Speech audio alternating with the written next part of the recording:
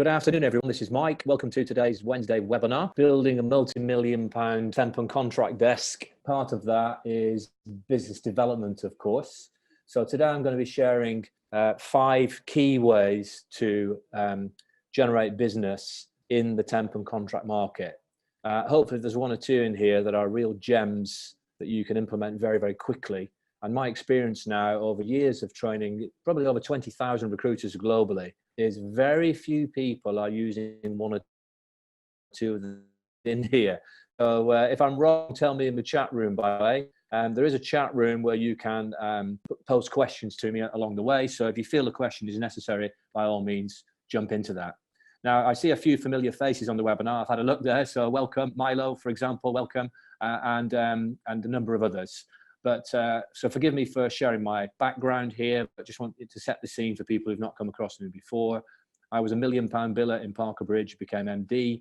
We built that business substantially, opened in Australia, New Zealand, UK, Ireland, sold the business.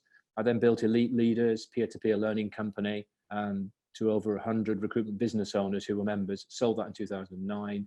I'm non-exec of a couple of recruitment companies. I'm the founder of the Pinnacle Club, which is a peer-to-peer learning program for recruitment directors. And we film the speakers who come along, so world-class business presenters who we then film and add the content into my LMS that I sell to recruitment companies, which is recruitmenttrain.com. And just recently, I've set up a business process outsourcing company in Delhi in India, because I think there's a real gap in the market. And that's doing the work that you might do in the UK, but 5 times cheaper to a really high standard with world-class quality control procedures in place to deliver to that for you. And that business is called Zeus Talent, as you can see on there. I also present internationally in Australia, Canada, the US, Singapore, South Africa, various different parts of the world. And my material, as you can see on here, does make money for people. So enough of me telling you about me. Let's get into today's session. So I said there were 5 simple strategies today. I'm actually going to share 6, but I'm leaving the last one with a question mark just to, hold towards the end of the session. Technique number 1, okay? This technique, I coached a £300,000 a year biller for 1 hour, and I delved into his techniques for winning contract business. A couple of years later, he's billing 1.8 million per annum. He's one of the biggest billers in the world. And here's the story of what happened. So I delved into the things he was using, and he was good. You know, you're billing 300K, you're a competent performer. The one technique, he wasn't senior candidate tracking. So if you look at the words on the screen there and think of the senior candidates that you talk to in the marketplace, what do you currently do with them? What do your permanent colleagues do with them? They probably say, we'll keep you on the database, and if something comes up, we'll be in touch. How about doing something like this? Qualifying them as you're talking to them. So Johnny, one of the key things employers look for in people at your level is the ability to build teams. Could you tell me about the teams you've built over the years and how you went about doing that? Now imagine if you talk to 50, for example, to use a nominal figure, senior candidates over a period of time. 5 of them you can't place. There's a higher level people. These 5 recruit 20, 30, 40 contractors a year. The other 45 people recruit hardly anyone. Surely what you would do is stay in touch with those 5 people that recruit regularly. So this is what James did, the person I'm referring to. And he called them, regular updates. He articulated that he's been selective. He demonstrated his work ethic by calling them in the evenings. So you imagine walking home from work, or driving home, and let's say it's 6:30 in the evening, call that senior candidate. Let them know that you're being selective, you're not wasting their time. You may not have the right role for them, but there's a lot of work going in on their behalf. He helped them, he rewrote their CV for free, sent articles to them. He even tipped them off about a job on a preferred supplier list that he couldn't crack. And one of the candidates got that job. This is the chief technology officer in a FTSE 100 company. So he rang the person and said, I've spotted a role through another recruitment company on a job board that we're not part of that preferred supplier listing. And I wanted to alert you to it. And by the way, he's no fool. If he could have marketed the CV and gotten made a placement there, he would have done it. But he knew from experience that wasn't possible with that particular PSL. It was rock solid tight. So he tipped the candidate off. Candidate got the job. The candidate then, a month in, rang James and said, "James, can you help me? I've got 2 contract roles. Can you help me with them?" So he filled them, went to see the customer. In the conversation, he said, "I understood that Spring managed your PSL," and the individual looked at him and said, "James, my people deal with whoever I tell them to deal with, and I've told them to deal with you." He said, "Oh, thank you." The floodgates opened, and then he filled many, many contract roles within that organization. So that's, you're probably thinking, well, I do that, Mike, occasionally. And I've got a candidate who became a client. Yeah, but are you doing it strategically? Do you have 5 or 6? And from a management viewpoint, is there someone sitting over you as a manager? Or if you are the manager, are you monitoring which senior candidates your staff are tracking? What are they doing? Are they staying in touch? Are they going for a round of golf with them, having a beer after work, a coffee in the morning, taking them to football at the weekend? This is all stuff that James did, by the way. So those are a few thoughts on senior candidate tracking. It does take a bit of effort. You don't get an immediate result very often, although you can do. In fact, to give you an example of an immediate result, I taught this technique to a fairly junior recruiter. A month or 2 later, I go back, and I think he had about 4 months experience. And I said in the room, I said, "Who's implemented things from the last session?" He said, "I have, Mike. I implemented senior candidate tracking. In fact, I picked up a contract role on the first call to the senior candidate at 7 o'clock in the evening." Now, don't expect that very often, by the way, but there's an example of how it can work. And there's also another example on a bigger scale of what James did. So he went from 300,000 a year to 1.8 million. And a lot of that he put down to senior candidate tracking. So the key here is build it as a process. Don't just train it and then expect people to do it. You've got to have a process internally that makes that happen. So I'm going through that quite quickly. It's fully explained in some of my other material, but I hope you get the gist of that as a concept. So technique number 2. This is about picking up a live role before it actually becomes live. Pick up a role before it becomes live. Okay. And I call this technique the replacement hire. I want you to imagine you go on a client meeting. Okay, so you do a proactive strike, you go and see a customer who has 10 contractors working for them through your competitor. You're going down there to get the customer to switch from the current supplier to you, or at least to give you an opportunity.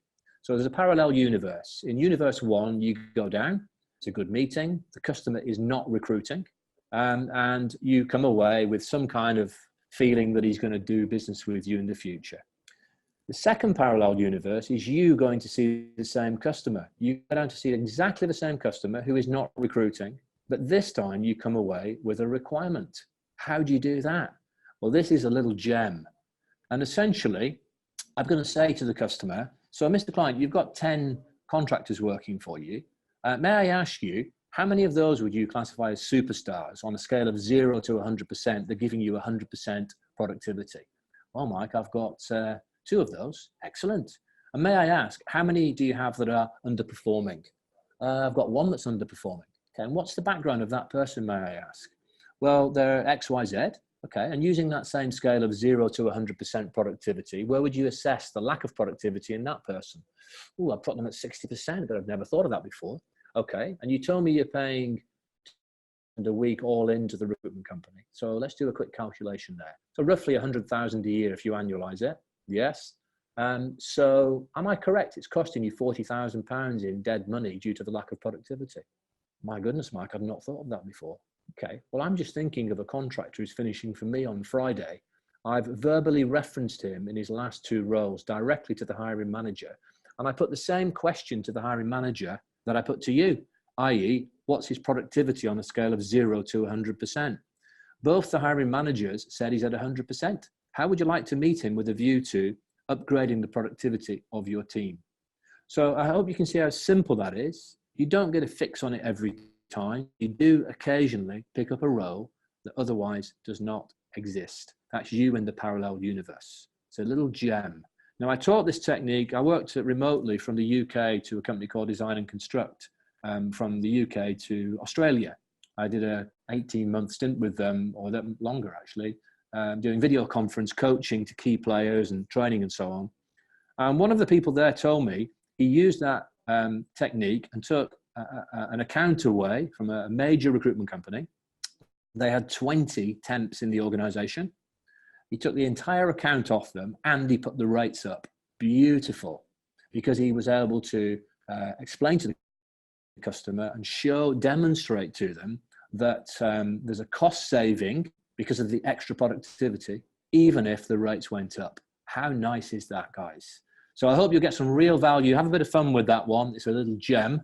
If anyone's got any comments in the chat room, if you're already using that technique, let me know, or just a general comment would be appreciated. So let's now move on to the next technique. Oh, by the way, this is Gap personnel, as you can see. So they've a major player in the business, but they made quite a bit of money from working with me. So this next technique. Now, this is interesting. You know, this guy that I'm referring to here, his name's Barry. And years ago, his dad was running a recruitment company. And Barry was a professional golfer. And he coached people like Paul Casey, who ended up playing in the Ryder Cup for the European team. And then his dad said, he rang me and said, look, I want to teach him recruitment so that he can take over my business ultimately. And he said, Mike, you play golf, don't you? He said, well, what about if he gives you a free coaching lesson? So I said, yeah, okay, I'll play a bit of golf with him. And I learned quite a few things. He was saying to me, oh, Colin Montgomery taught me this, Mike. So I thought, right, I'll do that then. My learning that I passed on to him was about verbal referencing. Now, verbal referencing is as old as the hills. Barry's in executive search, by the way.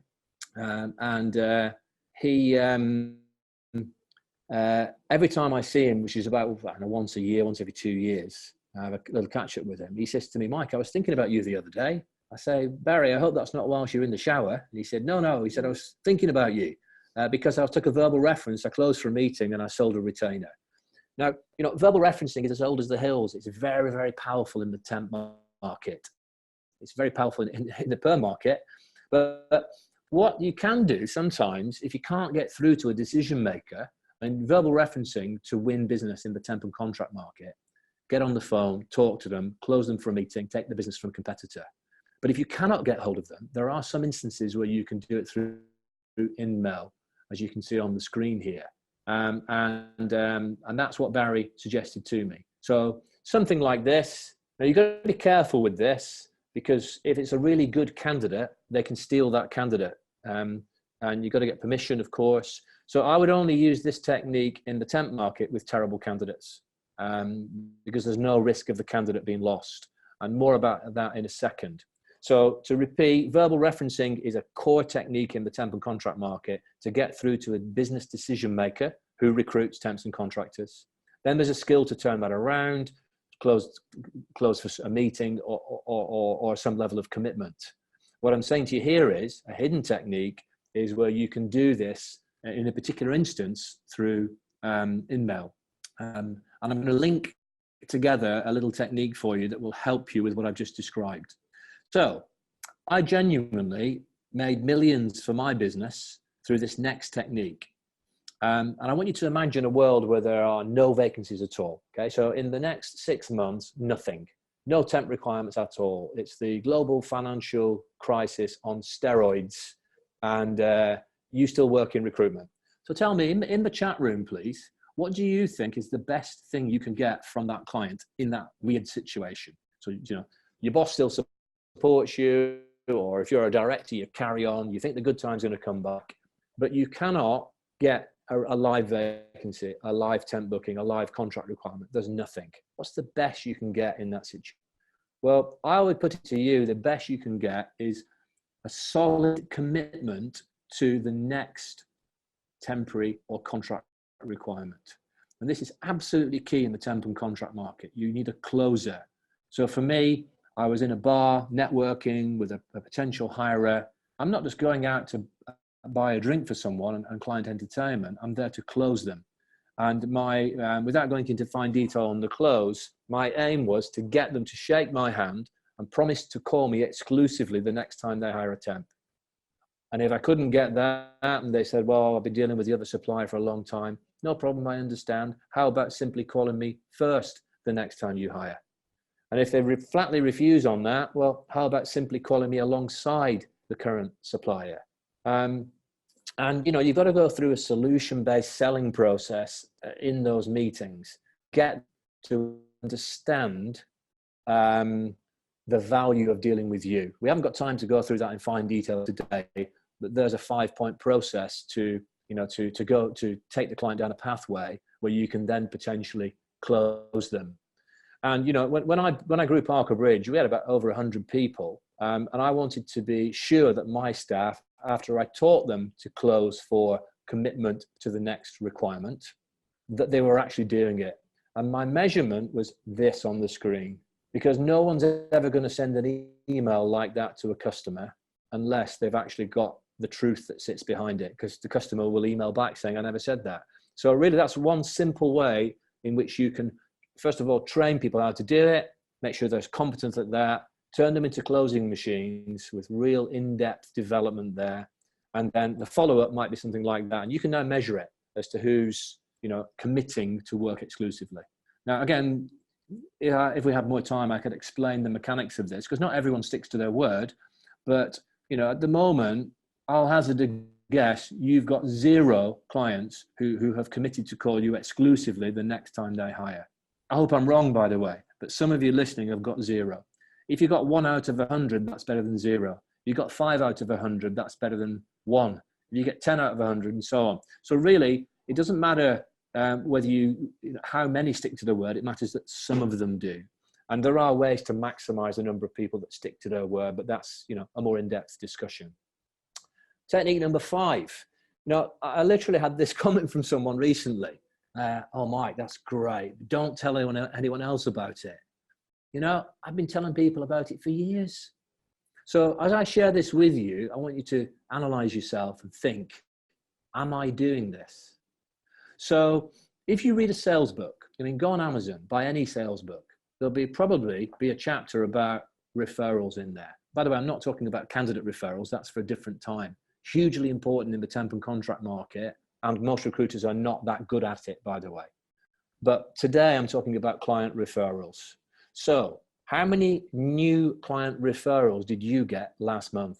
How many did your staff get? Think about it. Maybe write the number down on your piece of paper right now. If the answer is 0 or 1, there's work to be done. So here's a little exercise. I'd like you to write down the first name of your best 3 clients on a kind of noughts and crosses piece of paper. So 3 columns, yeah. So you've got 3 columns. In the left-hand column, write down the first name of your best 3 clients, John, Dave, Jenny, whatever it might be. In the middle column, I'd like you to write down the name of the company they used to work at prior to their current organization. Now, some of you are struggling with that, I know, okay? And then in the far right column, how much are the middle companies spending with you? You see, sometimes referrals are under your nose. So, and you can get a referral into a previous company relatively easily. So for example, the middle company, how do you find out? Well, when you take a brief from a client, you should be asking this question: what attracted you to join the company? Now, I'm going to make an educated guess that you're thinking the purpose of my question to the client is so that the client will give me information that I can sell to the candidate. Am I right? Is that what you're thinking? It's not the real reason I'm asking the question. The real reason I'm asking the question is to build a client referral strategy. So, Mr. Client, what was it that attracted you to join the company, please? Oh, floating on the stock market, blah, blah, blah. Oh, excellent. And how long have you worked there, by the way? I've been here for 2 years, Mike. Okay, and just out of interest, where did you work previously? Well, Mike, I worked at Big Target Company Limited. Now, if you want to get into Big Target Company Limited, sometimes it's as easy as saying to the customer when you've filled the job, Oh, thanks for your kind feedback. Oh, by the way, the first time we spoke, I seem to remember that you said you used to work at Big Target Company Limited. I wonder if you might be able to help me. I'm trying to develop some relationships within that organization, and I wondered if you could kindly point me in the right direction. Jenny in HR, thank you for that. We will contact Jenny, but you know, Dave, we tend to deal with the hiring managers like yourself. So in addition to Jenny, who would be the most appropriate hiring manager to talk to? Dave Johnson. How do you know him, by the way? He was best man at your wedding. Oh, thank you. And who else is worthwhile talking to? So you can get names there, which mean when you call Big Target Company Limited and the gatekeeper is waiting for you, what's the common connection with? I've been recommended to speak to him via Dave Johnson from ABC Company. And I found that not always, but some of the time that got me into a decision maker conversation. So it's not difficult. Question is, do you have a process? Are you measuring it? Are you doing it? So why do your staff not do it more often? Maybe because you're not collecting the intelligence systematically. I recommend a template job order when they take a contract or a temp role. And one of the questions on that template job order is the one I described to you. And then thereafter, you've got to measure and champion it. Now, to go a little bit deeper, I'm going to take you on a client meeting. You're waiting in reception. You're reading the Financial Times, bad news, because it's the only paper in reception. I'm talking in cheek there, of course. I glanced through the FT, but it's not the most riveting read. But you have a glance at it. The person comes down, you get him a lift. They press floor 17. What do you talk about? Probably you talk small talk. Nice offices. You probably talk about the weather, the weekend, and you're probably even saying, how long have you worked here? You might even do what I do, which is to say, where did you work previously? But it goes in one ear and out the other. Now, you've got to stop that now, okay? You're in the lift, do all the nice small talk, and always in that lift say, okay, how long have you worked here? All right, where did you work previously, just out of interest? Well, Mike, I worked at Big Target Company Limited. That could be your way into that organization. So not a difficult thing to do. Then it's about follow-up, of course. Now, verbal service checks are another way to, maximize what I've just described to you. So on the screen there, you've got an example of taking a verbal service check on a client where you've either filled the job or not filled it. And as a manager or director, you've got to be doing this. And then you can get client referrals on the back of that. So thanks very much. Really appreciate your help today. Delighted you're happy with our service. Oh, by the way, I seem to recall you used to work at Big Target Company Limited. That's right, Mike. I wonder if you might be able to help me. Not difficult to do. So you've got external referrals into other companies. You've also got internal referrals within their own organization. And, sometimes your best 3 clients could be spending a lot more with you. If you map out account development plans and you put a strategy together to swarm all over that company, work out who, identify who are the other hiring managers and then put a plan together. So internal referrals, there's a little pathway for something that you might want to think about to then arrange more meetings to develop those accounts further. One of the people I filmed in recruitmenttrain.com used to be the head of account development at Procter & Gamble. And they are renowned for being the masters of account development. And he said, you're not an account manager, because that implies you're looking after an account. Your job is to make the account bigger than it is when you took it over.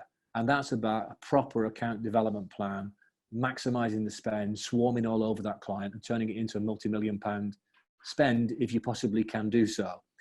Very entertaining video, by the way, well worth a watch. So lots of ways you can get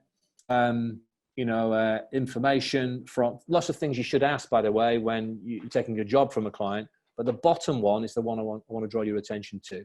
What attracted you to join the company? Followed by gently pulling out, where did you work previously? Now, of course, you can do this on LinkedIn, absolutely. But the verbal connection of saying, all right, where did you used to work? And later then saying, oh, when we first spoke, I seem to remember you said, makes it more subtle quite often. So you can get referrals when you negotiate. Another way of doing it. Think about when you have to give a little bit on margin. If you do, what do you get in return? So sometimes it can be an introduction to another person that they know. And, when I'm negotiating, I might use some phraseology like this, and then get tradables. And the tradables can include internal referrals and external referrals, as you can see, at the end of that little slide there. So I'm pausing there because I'm going to put a figure of £15 a month in your head. So how much do you spend on tea and coffee per month? I mean, I think Starbucks and Costa Coffee now is the new tax, because we wander in there and we never used to a few years ago. So for £15 a month, you can have your own branded training platform, LMS, learning management system, for one user, with 700 videos for recruiters, managers, and directors from 60 different experts that my team has filmed. So if that's of interest, please look us up afterwards. £15 a month. And what could that do for your organization? So we've got full video explanations of the things I've just shared with you now. There's no obligation. It's a free webinar. But if that appeals to you, please come back to us. Right, technique number 6. Somebody's going to make a lot of money from this. Okay, this is what I call targeted sales information. Excuse me. Now, when I built the contract desk at Parker Bridge, this is roughly what I did. I had an A4 pad with those columns on there. Now, I write down from every conversation, from every candidate I speak to, I'm finding out who they used to report to, which company they worked at, which agency placed them there. And I'm grading the quality of the candidate, A, B, or C, C being poor candidate. Now, the C candidates, I can reference through email, through Inmail, as I showed you earlier, because it doesn't matter if they get poached by someone else, because I'm not going to place them anyway. The others, I'm going to do it verbally. So think about how many people you have doing temp and contract in your business. Let's say you've got 5 people doing that. Would they speak to 20 candidates a day? Okay, so 100 candidates a day in that scenario. Would each candidate have 3 jobs on their CV, 3 other temp or contract roles? So in one day, you've got 300 bits of information. In a week, you've got 1,500. In a month, you've got roughly 6,000. In 3 months, you've got 18,000. Mapping out the market for hiring managers who recruit the types of temps that you place, and mapping out the number of employees or contractors that they work alongside. I can't go into the fine detail of training your staff how to deal with this and how to handle objections when the candidate says, look, get me a job first, then I'll give you reference information. But rest assured, it's all about sales ability and technique that's going to maximize your chances of that happening. But that is a very simple process. If you build your own, print it off. In fact, if you sign up to my £15 a month thing, I'll give you some documentation like this and save you some time. But the concept here is you can put it on an A4 pad like I did and have reams and reams of information, which you can then put onto your system at some point, and then you can market. You can market to them. So, my RPO firm in India, BPO, Business Process Outsourcing, they can find the emails of temp and contract hirers. So you could, if you want to, outsource that little job at a low-cost price and map out your entire market within 3 months. So lots of ways to market to temp and contract hirers. We've had a whistle-stop tour there of some simple techniques. I've somehow or other managed to keep it just under 30 minutes. So if anyone has any questions, I'd be more than happy to take them now. Please pop them in the chat room if you're ready to do so. Okay, so no questions coming through at the moment. As on the screen there, think, what can you take away and implement? Because I'll leave you with this final thought. There's a phrase I use when I'm doing training. Ideas without implementation are merely hallucination. So don't hallucinate in the job, implement. Take one thing away from this webinar and implement it. And imagine doing that once a week with your team. If you could get one change in behavior per week in a team of 4, that's 4 improvements per week. Do that 50 times a year with a learning lunch strategy. That's 200 improvements in 12 months' time. Why would you not do that? So the learning lunch strategy I implemented at Parker Bridge was pretty much that. And it works. And in today's world, you can use a video platform or something for a catalyst for the training session. So if you wanted to run this exact session, you could pop a video on about it, turn it off, discuss with your team, and come up with an improvement action. So we've got something coming through in the chat room. So we've got Tim asking, in a specialist market, should permanent temp recruitment be done by separate consultants? Tim, I'll give you an answer on that based upon my experience, because I was a dedicated, when I built the temp desk, I was a dedicated recruiter just focusing on that. My billings went through the roof, and we made a flawed decision to switch to one recruiter doing permanent and contract. What happened was the temp numbers, if you want to call it that, temp or contract, eventually plateaued and dropped. So, and I think having focus means the contract recruiter has got nothing else to do that. Whereas you'll get excuses. Oh, I can't do any business development because I'm working on these permanent roles. So for me, I switched it back after we realized we'd made a mistake, and then the billings went dramatically up again in the temp and contract market. So a really good temp and contract recruiter becomes the engine of business development because they're on the phone all day long, they're networking, they're out there closing. By default, they pick up perm roles. So I would personally split it. I know some people operate differently, but that would be my personal view. I hope that helps, Tim. Any more questions? Okay, well, thank you for joining me, everyone. I hope you got some value there. I appreciate it was rapido, but hopefully you can take one or two things away. If you want to get your own branded platform for £15 per month, branded in your company name, add your own content, manage learning plans and so on, then for one user, it literally that's the cost, £180 a year. Thank you for joining me. Look forward to joining you on future sessions.